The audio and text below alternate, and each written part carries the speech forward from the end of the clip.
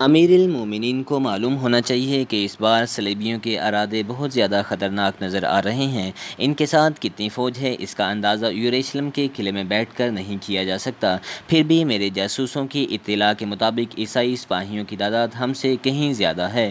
میں امیر المومنین سے درخواست کروں گا کہ اس نازک صورتحال پر فوری توجہ دیتے ہوئے یروشلم کی حفاظت کے لیے مزید فوج فراہم کی جائے۔ اگر میری اس التجا پر بلا تاخیر عمل نہیں کیا گیا تو پھر اللہ ہی جانتا ہے کہ یروشلم میں بسنے والے مسلمانوں پر قیامت کس انداز میں نازل ہو۔ حاکم یروشلم افتخار الدولہ نے انتہائی مؤثر لہجے میں صورتحال کی سنگینی کا نقشہ کھینچا، مگر اس کی یہ تدبیر کارگر ثابت نہ ہو سکی۔ فاطمی خلیفہ ابو القاسم نے اپنے میر منشی سے افتخار الدولہ کے خط کا جواب اس طرح لکھوایا: تم اچھی طرح جانتے ہو کہ قرب و جوار میں میرے کئی دشمن موجود ہیں، جن کی حریصانہ نظریں ہر وقت مصر کی حکومت پر جمی رہتی ہیں۔ کب انہیں موقع ملے اور وہ میرے اقتدار کا خاتمہ کر دیں۔ خلیفہ بغداد بھی دن رات اسی قسم کی سازشوں میں مصروف رہتا ہے۔ اس صورتحال کے پیش نظر میں تمہاری مدد کے لیے ایک سپاہی بھی نہیں بھیج سکتا۔ اگر یروشلم ہاتھ سے جاتا ہے تو اسے جانے دو، اس کے مقابلے میں خلافت مصر کا دفاع کہیں زیادہ اہمیت رکھتا ہے۔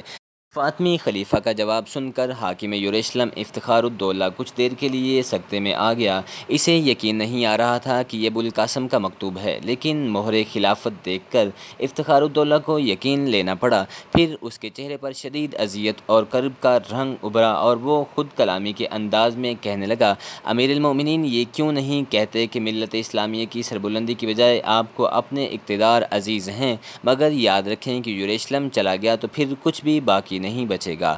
پھر وہی ہوگا، 50,000 سپاہیوں پر مشتمل صلیبی لشکر یروشلم کی دیوار کے نیچے آ کر جمع ہونے لگیں۔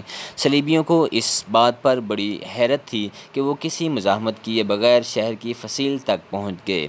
افتخار الدولہ شہر سے باہر نکل کر عیسائیوں کی پیش قدمی کو روک سکتا تھا، مگر بدقسمتی سے اس کے پاس صرف 1,000 سپاہی تھے۔ جنگی اصولوں کے مطابق دونوں فوجوں میں کوئی تناسب توازن ہی نہیں تھا، اس لیے افتخار الدولہ نے دفاعی حکمت عملی اختیار کی۔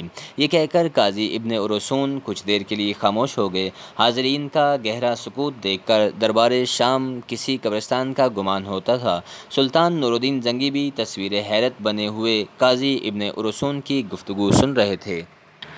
مختصر سکوت کے بعد قاضی ابن ارسطو دوبارہ سلطان نور الدین زنگی سے مخاطب ہوئے: سلطان محترم، اس خون رنگ اور المناک واقعے کی باقی تفصیلات اس طرح ہیں کہ شہر یروشلم کا محاصرہ کرنے کے لیے صلیبی فوج کے سالار نے اپنے ایک قاصد کو یہ پیغام دے کر افتخار الدولہ کے پاس بھیجا: اگر تم لوگ جنگ کیے بغیر ہتھیار ڈال دو تو ہم تمہیں مکمل امان بخشیں گے۔ عیسائی قاصد کے لہجے میں اس قدر غرور اور تکبر جھلک رہا تھا کہ جیسے وہ اہل ایمان کی تقدیروں کا مالک ہے۔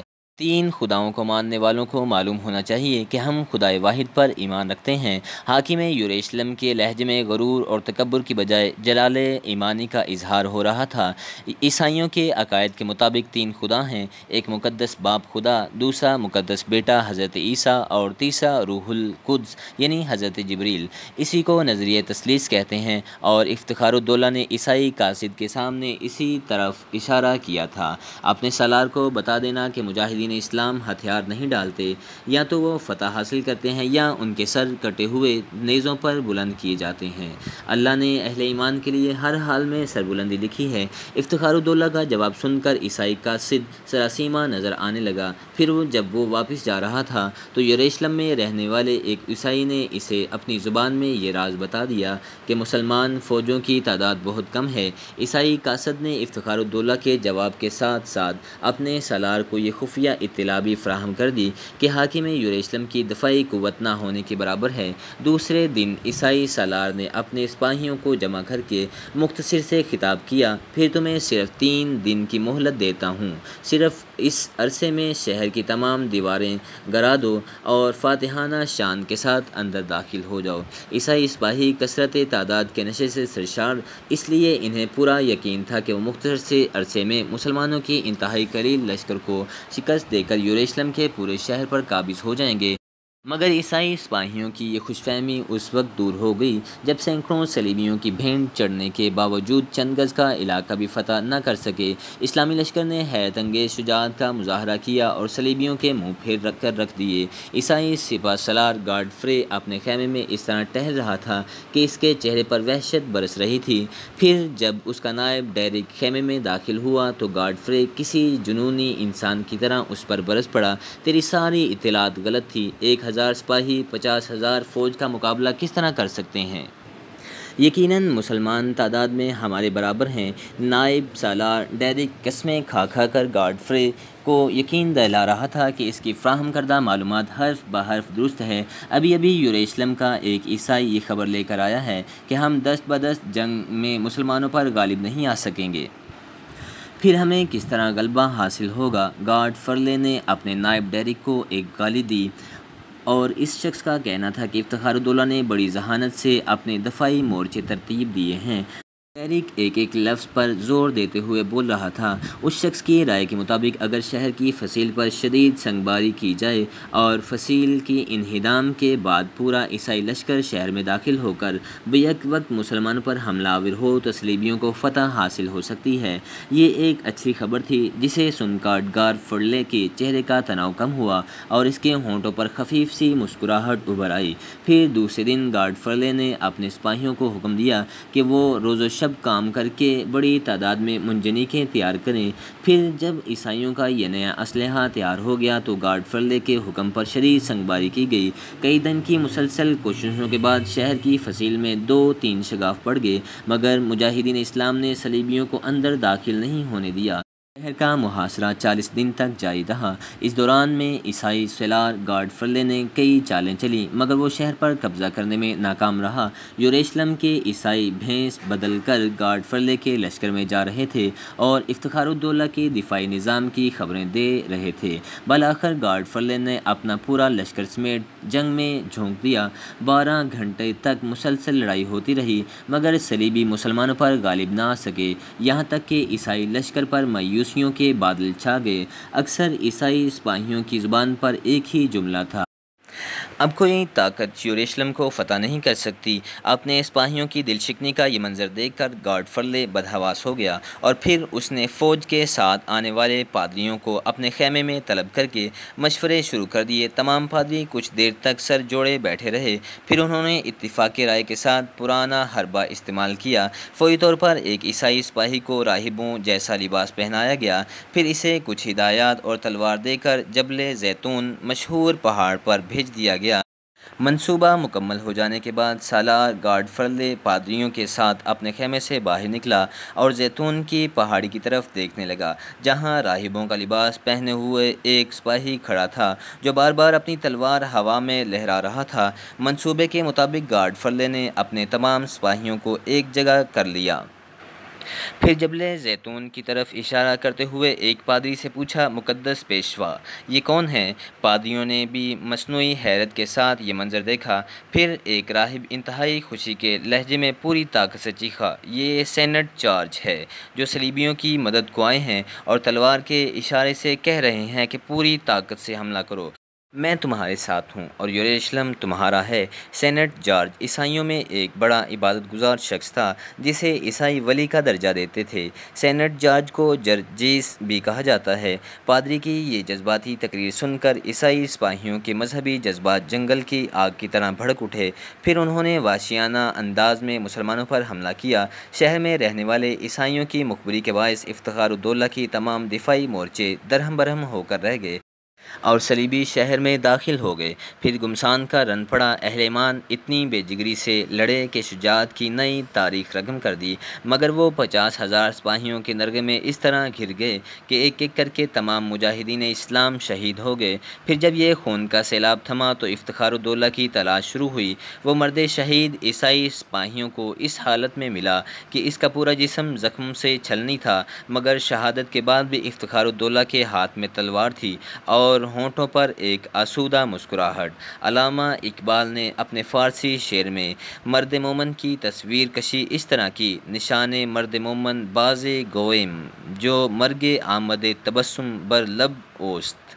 مجاہدین اسلام کی شہادت کے بعد سپاہیانہ جنگ ختم ہو گئی، مگر عیسائی سالار گاڈ فرلے نے بے دست و پا مسلمان شہریوں کے خلاف دوسری جنگ شروع کر دی۔ ایک ایسی جنگ کی تاریخ عالم میں شاید ہی اس کی کوئی دوسری مثال ملتی ہو۔ گاڈ فرلے نے افتخار الدولہ کی لاش کو اپنے گھوڑوں کے ٹاپوں سے رون ڈالا، پھر صلیبی لشکر درندوں کی طرح شہری آبادی پر ٹوٹ پڑا۔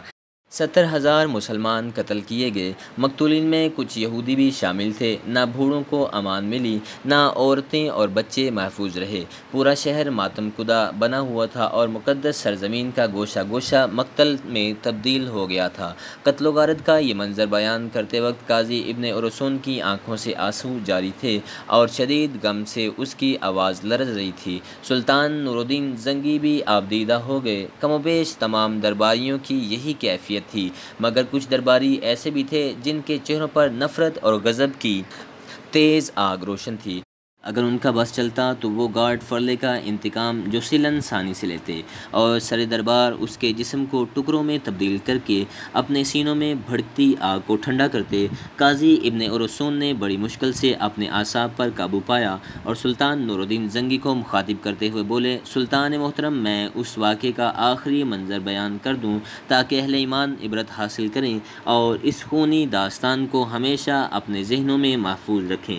صلیبی لشکر کی وحشت اور صفاقی کا یہ عالم تھا کہ یروشلم کی تمام عبادت گاہوں اور گلی کوچوں میں مسلمانوں کی لاشوں کے انبار لگ گئے تھے۔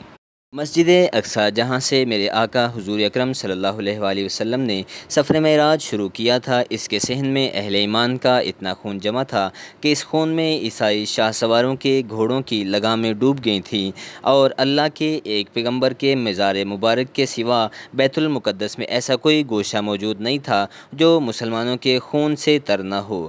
اس قتل و غارت کے بعد مسجد عمر کو جی بھر کے لوٹا گیا۔ اس کا سارا قیمتی آرائشی سامان 6 بڑے بڑے گاڑیوں میں بھر کر لے جایا گیا۔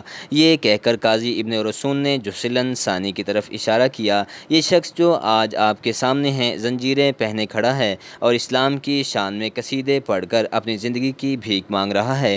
اسی خوں آشام گاڈ فرے کا پرجوش ہمنوا اور معتقد خاص ہے یہ کہ قاضی ابن ارسطو اپنی نشست پر بیٹھ گیا۔ سلطان نور الدین زنگی نے صلیبیوں کے مظالم کی لرزہ خیز تاریخ سن کر جوسیلن ثانی کی قسمت کا فیصلہ کر دیا۔ تھوڑی ہی دیر بعد ایک دراز قامت جلاد اپنے ہاتھ میں لوہے کی ایک تپتی ہوئی سرخ سلاخ لے کر داخل ہوا۔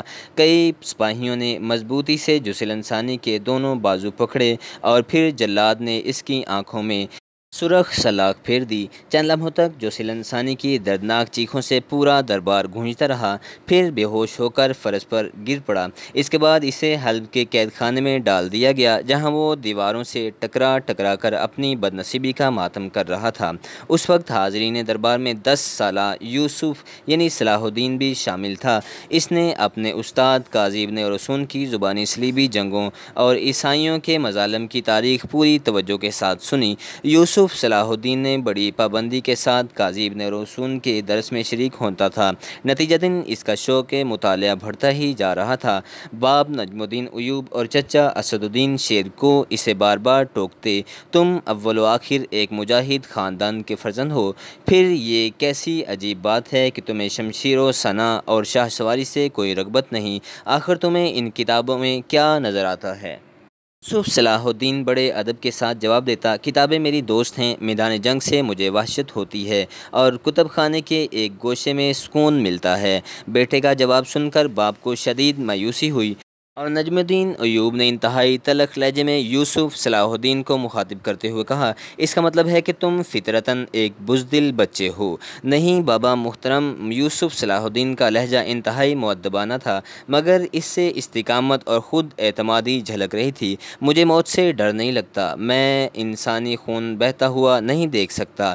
یوسف صلاح الدین کی یہ امن پسندانہ روش دیکھ کر نجم الدین ایوب اور اسد الدین شیرکو کی توجہ اس کی طرف سے کم ہو گئی اور پھر وہ دونوں یوسف کے بڑے بھائی توران شاہ کو فوجی تربیت دینے لگے۔ نجم الدین ایوب اور اسد الدین شیرکو کا خیال تھا کہ یوسف کی شکل میں اس کا ایک بازو کمزور ہو گیا تھا، وقت اپنی مقررہ رفتار سے گزرتا رہا، یہاں تک کہ یوسف صلاح الدین 16 سال کا ہو گیا۔ اس کے خد و خال دلکش تھے، مگر جسم میں سپاہیانہ جھلک نظر نہیں آتی تھی۔ مذہبی تعلیم کے ساتھ یوسف صلاح الدین کو شعر و شاعری سے بھی بہت زیادہ دلچسپی تھی، اس لیے اس کا طرز گفتگو نرم و شیریں اور بڑی حد تک شاعرانہ تھا۔ وہ مناظروں کی مجلسوں میں بڑے ذوق و شوق کے ساتھ شریک ہوتا اور علماء کی منطقی بحث سن کر لطف حاصل کرتا۔ پھر ایک دن عجیب واقعہ پیش آیا جس نے یوسف صلاح الدین کی تمام عادتوں کو یکسر بدل دیا۔ چینل کو سبسکرائب کریں اور بیل آئیکن پریس کریں، ویڈیو کو لائک، شیئر اور کمنٹ کریں۔